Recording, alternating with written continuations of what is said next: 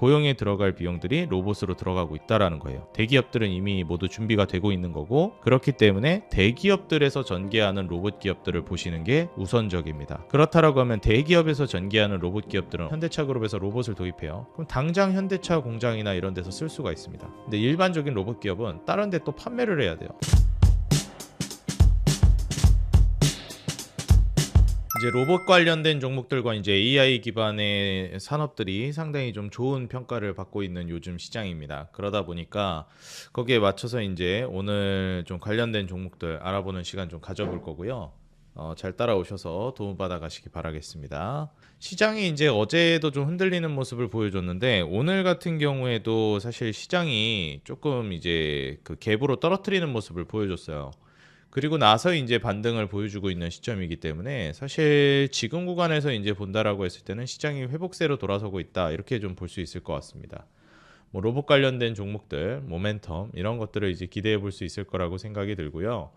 그리고 반도체 관련된 종목들도 좀 조정이 나온 듯 하다가 다시 이제 강력하게 슈팅을 보여주는 그런 모습들이 연출이 되고 있습니다. 자, 이제 시장 자체가 좀 조정을 보이는 듯 하다가 이제 다시 올라가고 있는 그런 구조인데, 여기에서 이제 과연 종목을 매수하는 게 좋을지, 매수한다면 어떤 종목들을 매수하는 게 좋을지, 뭐 이런 어느 정도의 고민이 있으실 거라고 생각이 들어요. 이제 SK하이닉스, 삼성전자 같은 이런 종목들, AI 기반으로 한 선행대에서 움직이는 종목들이 일정 정도 계속 움직임이 나와줘야 그 이후에 이제 다른 종목들도 같이 움직임이 나올 수 있을 거라고 보여집니다. 그래서 일단 기본적으로 SK하이닉스, 삼성전자가 아직 상승 여력이 더 남아있는가, 이걸 보는 게 좀 중요하다고 생각하거든요. 자, 그러면 SK하이닉스, 삼성전자는 여전히 상승 여력이 남아있을까? 그걸 이제 한번 먼저 보도록 할 건데요. 일단 저는 SK하이닉스가 가장 이제 선봉장 역할을 좀 해주는 그런 이제 종목이라고 봐요. 그렇기 때문에 SK하이닉스가 이제 삼성전자보다는 더 강하다, 이렇게 저는 이제 평가를 하고 있고요. 그런 과정에서 이제 종목을 좀 본다라고 했을 때는 SK하이닉스가 좀 더 이제 강력하게 움직임이 나올 수 있다, 이렇게 좀 해석을 하고 있는 편입니다. 그래서 실제로도 이제 대장주를 좀 본다라고 했을 때 SK하이닉스가 좀 더 이제 강한 모습을 보여주고 있고, 오늘 같은 경우에도 삼성전자보다도 SK하이닉스가 더 많이 올라가고 있습니다. 먼저 이제 주가를 띄울 때도 마찬가지고요. 그래서 이러한 점을 좀 고려해 보신다라고 했을 때는 SK하이닉스의 이제 상방이 아직도 많이 열려 있는가를 보는 게 중요하다고 생각을 합니다. 근데 저는 SK하이닉스의 상방은 아직 많이 열려 있다라고 봐요. 이제 겨우 올해 1분기 실적 발표를 했는데 2분기, 3분기 그리고 이제 4분기 실적 발표도 계속 해야 합니다. 근데 그 실적 발표가 어떻게 될 것이냐? 일단 작년 대비해서 올해 1분기 실적 자체가 너무나도 좋게 나왔어요. 뭐 그냥 잘 나온 수준이 아니라 뭐 폭증을 한 수준이죠. 그래서 작년 같은 경우에는 매출 19조, 올해는 52조, 그리고 영업이익 8조에 올해는 37조. 뭐 거의 한 4배 정도? 예, 그래서 한 4배에서 한 4.5배? 이 정도 이제 성장이 나온 것이고, 순이익도 한 8조 정도에서 40조 정도로 뻥튀기가 됐죠.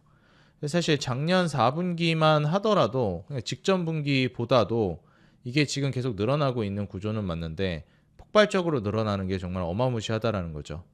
이게 여기서 그치는 게 아니라 2분기, 3분기는 더 강해질 거라는 거예요.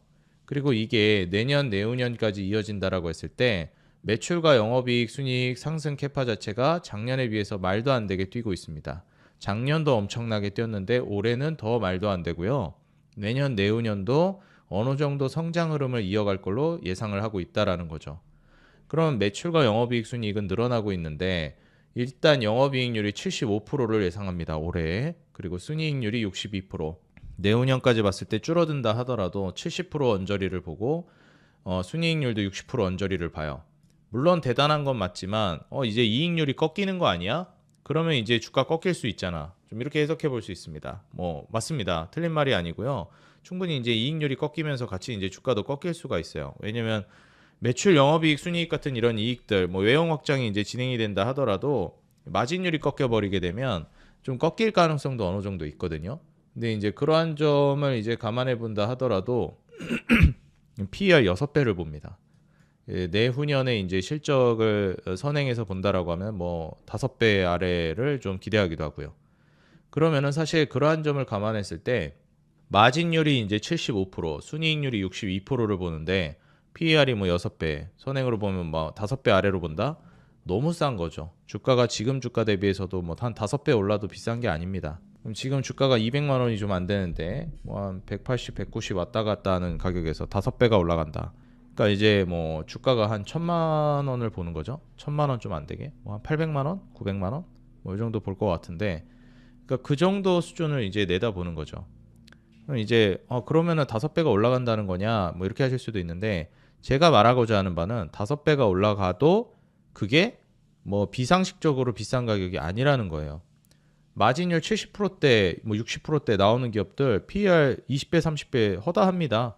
심지어 2, 30배 정도 PER 정도 프리미엄이면은 오히려 싼 편에 속해요. 근데 이제 그 정도 수준을 이제 본다라고 했을 때는 SK하이닉스는 현재 주가 대비해서도 몇 배가 올라가야 된다는 거죠. 4, 5배가 올라가야 돼요. 근데 솔직히 4, 5배까지는 아니어도 올해는 일단 당장 성장 모멘텀이 엄청 강력할 거로 보고 있는데 여기에서 꺾인다? 그렇게 보진 않는다라는 거죠. 그래서 웬만하면 성장 모멘텀을 좀 더 보셔도 괜찮겠다. 계속 이제 상승 흐름은 이어질 것으로 보여진다. 그렇게 이제 좀 말씀을 드리고 싶습니다. 왜냐면 2분기 실적 발표도 있고 3분기, 4분기 실적 발표도 있고 내년까지도 이제 괜찮을 걸로 보여지는데 과연 SK하이닉스가 여기서 꺾일까?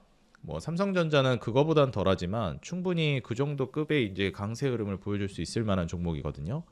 그렇기 때문에 지금 랠리를 이제 보여준다라고 했을 때 충분히 기대해 볼 수 있는 종목 중에 하나인 거죠. 그래서 이러한 지점을 한번 참고해 보시는 게 좋겠고, 그런 SK하이닉스 중심의 이제 이런 메모리 반도체 종목들이 여전히 이제 시장에서 강세를 보여주고 있다.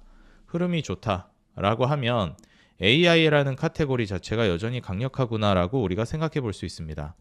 자, 그럼 AI가 여전히 강력하다라고 했을 때 AI 순환매가 돌 수 있겠죠.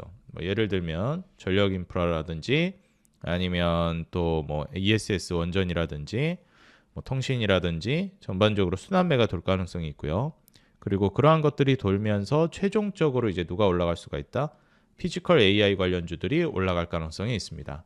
그럼 이제 피지컬 AI 관련된 종목들을 이제 본다라고 하면 대표적인 게 물론 자율주행도 있겠지만 로봇을 꼽습니다. 스마트 팩토리랑. 왜냐하면 이제 기본적으로 공장 자동화라든지 로봇을 이제 대체하는 로봇으로 이제 인력을 대체하는 이러한 구조들이 이제 만들어질 가능성이 높아요.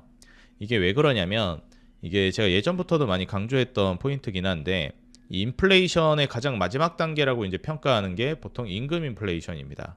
그렇기 때문에 우리가 이제 그 인플레이션을 이제 고려해 본다라고 했을 때는 최종적으로 여러분들이 좀 뭘 보시는 게 좋냐면 인플레이션? 그러면 코로나 때부터 이제 물가는 엄청나게 올랐는데 인플레이션이 이제 계속 되고 있겠다. 이렇게 이제 보실 수가 있는 거고 실제로도 그렇습니다.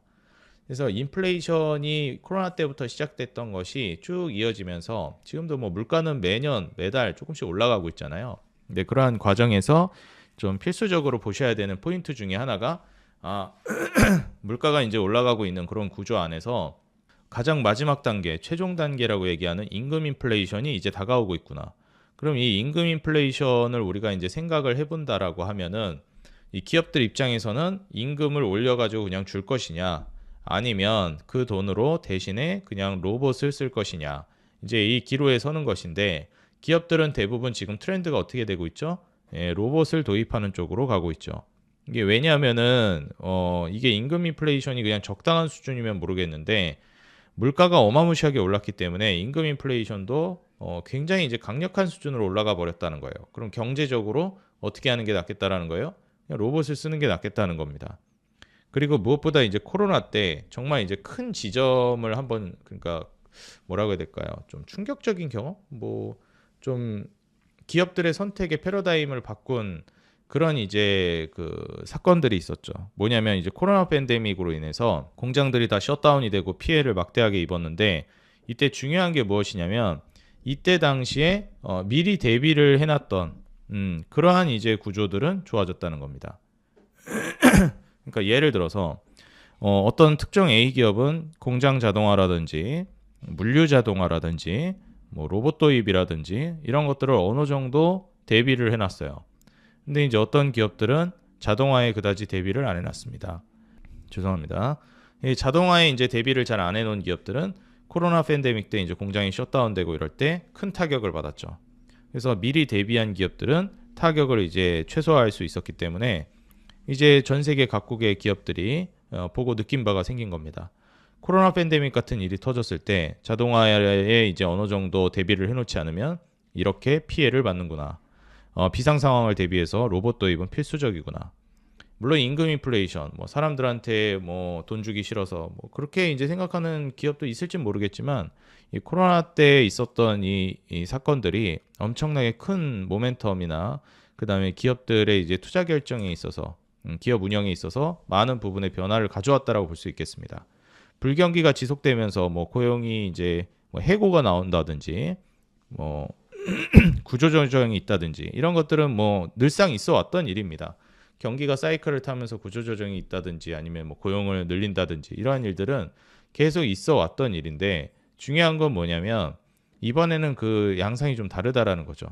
구조조정이 있고 뭐 신규 채용을 하지 않고 사람을 뽑지 않고 그러한 과정에서 이제 다시 경기가 좋아질 것 같고 돈을 많이 벌 것 같고 그런 과정에서 투자를 확대하려고 하는 단계인데 이제는 그 투자를 확대하는 단계에서 다시 줄였던 고용을 늘리는 것이 아니라 그 고용에 들어갈 비용들이 로봇으로 들어가고 있다라는 거예요. 대기업들은 이미 모두 준비가 되고 있는 거고 그렇기 때문에 대기업들에서 전개하는 로봇 기업들을 보시는 게 우선적입니다. 그렇다라고 하면 대기업에서 전개하는 로봇 기업들은 어떤 기업들이 있는가? 그것들을 한번 이제 좀 살펴볼 필요성이 있다라고 생각이 들어요. 그래서 거기에 대해서 이제 좀 설명을 드릴 거고요. 같이 한번 좀 보도록 하겠습니다. 자, 일단 첫 번째로 대기업에서 전개하고 있는 로봇주를 봤을 때 첫 번째로 이야기가 나와야 되는 건 저는 현대차 그룹이라고 생각을 합니다. 이번에 이제 휴머노이드 로봇 그리고 공장 자동화에서 인력을 대체할 만한 그러한 로봇으로도 평가받기도 하고 있고 휴머노이드 로봇 분야에 있어서 테슬라와 경쟁을 할 수 있는 전 세계적인 거의 유일한 그 기업 중에 하나가 저는 현대차 그룹이라고 생각합니다. 그래서 뭐 공교롭게도 모두 이제 자동차 기업들이고 자동차 기업들 특징이 또 이제 노조 문제와 매우 이제 민감하게 연결이 되어 있는 산업인데 공교롭게도 이제 휴머노이드 로봇이라든지 로봇에 있어서 전 세계적으로 지금 강력한 도입을 이끌어내고 있는 기업들이 모두 노조 문제에 민감한 기업과 산업군이라는 겁니다. 이 자동차 산업이 노조 문제에 굉장히 민감하잖아요. 이 테슬라도 그 관련해서도 뭐 이야기가 정말 많이 나왔었습니다. 뭐 예를 들면 뭐 제가 일론 머스크 그 인터뷰하는 거를 이제 몇 번 본 적이 있었는데 굉장히 그 재택근무에 대해서도 좀 부정적인 인물이죠. 뭐 재택근무 어쩌고저쩌고 하다가 그런 건 뭐 효율성이 있다고 보지 않는다. 왜냐면 코로나 때 재택근무 이런 게 엄청 활성화됐었잖아요. 근데 이제 그게 생산성을 안 떨어뜨리면 상관이 없는데 그렇지 않다. 그리고 봐라. 그러면서 이제 인터뷰를 하고 있었는데 그 자기 공장이었던 것 같아요. 그래서 옆에를 가리키면서 지금 봐라. 이거 생산을 해야 되는데 집에서 뭘 하겠다는 거냐. 출근을 안 하면.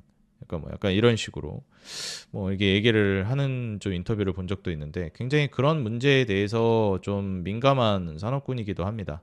또 미국은 인권 문제나 노동 문제에도 굉장히 좀 민감하잖아요.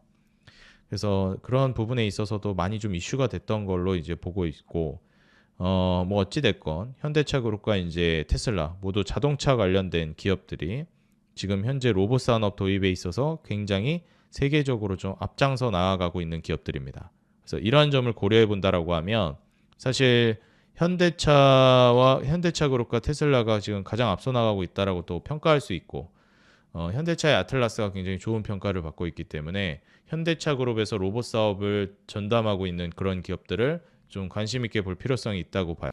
우리가 이제 로봇에 투자한다, 혁신 업종에 투자한다라고 했을 때 대기업 위주로 봐야 되는 이유가 몇 가지 있습니다. 일단 첫 번째가 이 혁신 업종이라는 건 당장의 사업부에서 돈을 말 그대로 이익을 뽑아내지 못할 가능성이 높아요. 시간이 좀 걸립니다. 근데 그 시간이 걸릴 때까지 자금적인 체력이 뒷받침이 돼서 버텨줘야 되거든요. 로봇 산업이 꼽힐 때까지. 근데 그러지를 못하죠. 왜 그러지를 못하죠? 자금적 체력이 없으니까. 근데 대기업의 지원이 있고 대기업에서 직접 전개하면 자금적 체력이 있기 때문에 버틸 수가 있습니다. 로봇 산업이 꼽힐 때까지. 그래서 이러한 지점 때문에 승자 독식 구조가 나올 가능성이 높고 특히 그렇기 때문에 규모의 경제나 이제 대기업의 지원 아래에 더 강력한 이제 모멘텀을 보여줄 수 있는 게 이제 대기업발 수혜를 받는 종목들입니다. 자, 그리고 이제 두 번째는 그 자금적인 문제도 있는데 애초에 사업이 확장될 때 훨씬 더 많은 사업 수주를 따낼 수 있습니다. 뭐 예를 들면 현대차 그룹에서 로봇을 도입해요. 그럼 당장 현대차 공장이나 이런 데서 쓸 수가 있습니다. 근데 일반적인 로봇 기업은 다른 데 또 판매를 해야 돼요. 자기가 직접 쓰는 게 아니라.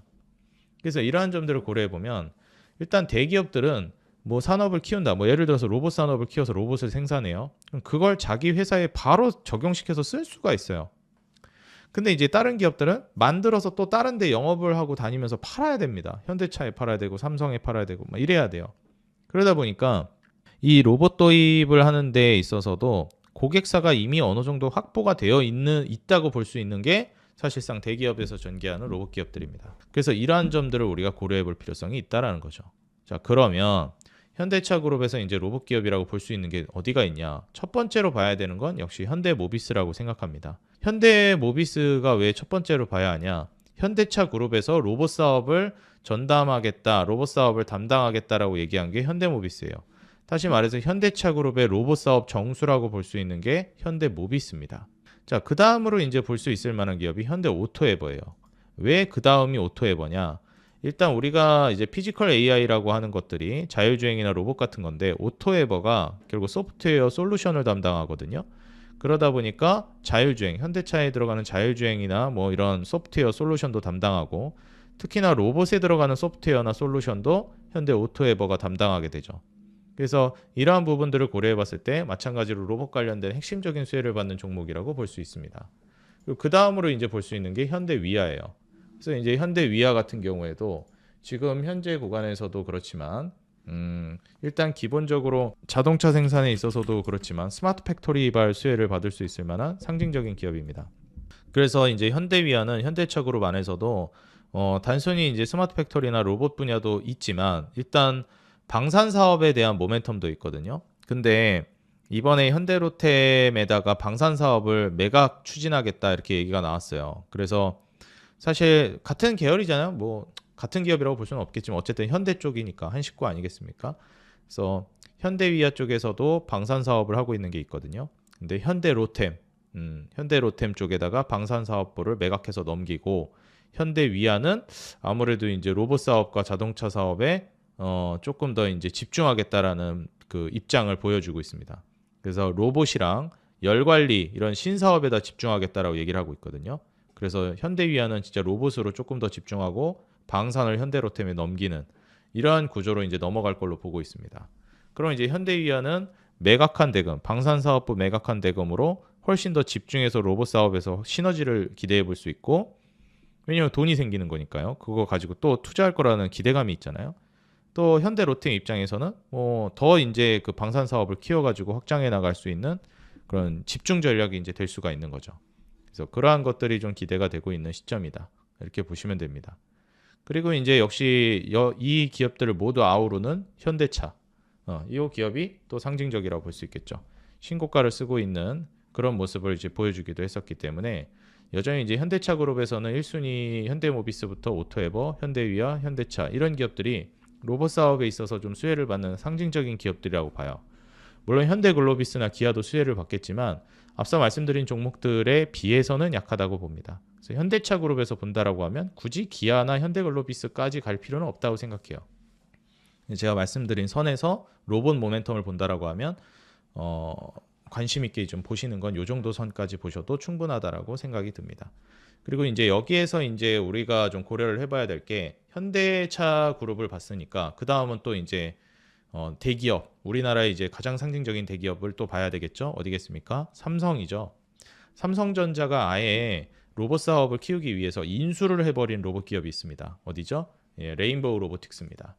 그렇기 때문에 이제 레인보우 로보틱스가 본격적으로 이제 주가를 또다시 신고가 영역으로 끌어올리고 있고 사실 이제 레인보우 로보틱스는 이제 삼성전자 지분이 이제 가장 많아지면서 35%에서 이제 한 25% 정도 더 추가적으로 이제 지분 매입할 가능성도 있거든요.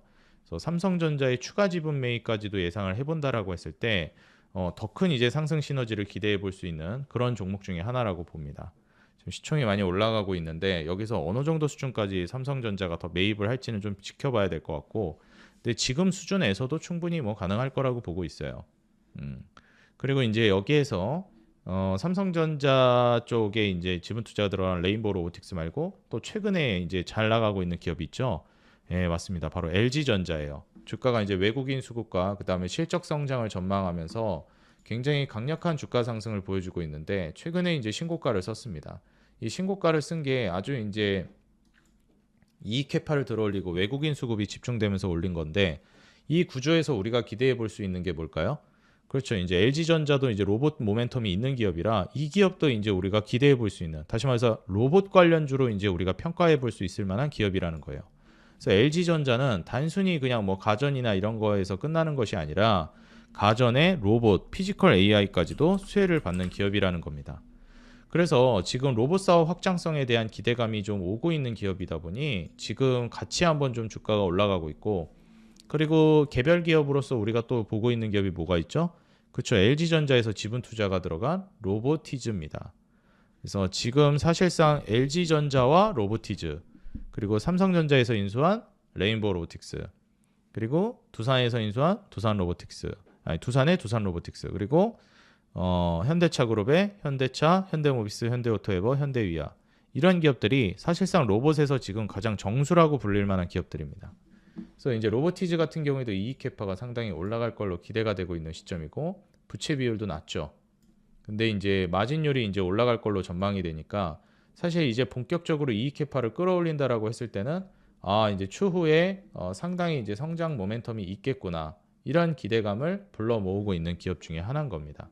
그래서 그러한 지점을 한번 이제 지켜보시는 것도 중요할 것 같고요. 그리고 여기에서 이제 두산 로보틱스, 마찬가지로 이제 주가를 조금씩 들어올리고 있는데, 우리가 뭐 액추에이터나 감속기나 이런 것들 많이 얘기하고 협동 로봇 이런 것들도 많이 강조하는데, 두산이라는 이 그룹 자체가 건설기계라든지 원전이라든지 건설기계라든지 이런 쪽에서도 워낙에 강한 모멘텀을 보유하고 있는, 이미 확보하고 있는 그룹이잖아요.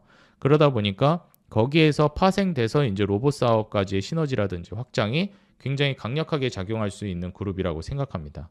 그래서 그러한 지점을 보신다라고 했을 때는 충분히 고려해 볼 만하고 투자를 한번 염두에 두셔도 좋지 않을까 좀 생각이 들고요. 그 다음에 이제 유일 로보틱스 같은 기업들은 우리가 뭐 이제 감속기라든지 뭐 액추에이터라든지 이러한 것들이 이제 로봇에 있어서 가장 핵심 부품으로 평가를 받는데, 지금 이제 유일 로보틱스 같은 경우에는 SK 배터리 아메리카 쪽에서 이제 수혜를 받는, 청라 공장을 이제 늘려가지고 거기에서 이제 좀 수혜를 받는 모멘텀을 확보하고 있습니다. 그래서 지금 뭐 로봇 핵심 부품이라고 평가받는 액추에이터도 이제 자체 개발한다는 얘기가 나오면서 또 수혜를 받기도 하고, 그리고 이제 청라 공장이라든지 이러한 부분에 있어서도 좀 수혜를 좀 기대해 볼 수 있다라고 보고 있어요. 지금 대주주를 보시게 되면 이제 SK 배터리 아메리카가 이제 한 13% 정도 지분을 확보하고 있는 그런 모습을 또 확인할 수 있는 기업입니다. 그리고 여기서 이제 또 수혜를 기대해 볼 수 있는 게 SPG 같은 기업들이죠.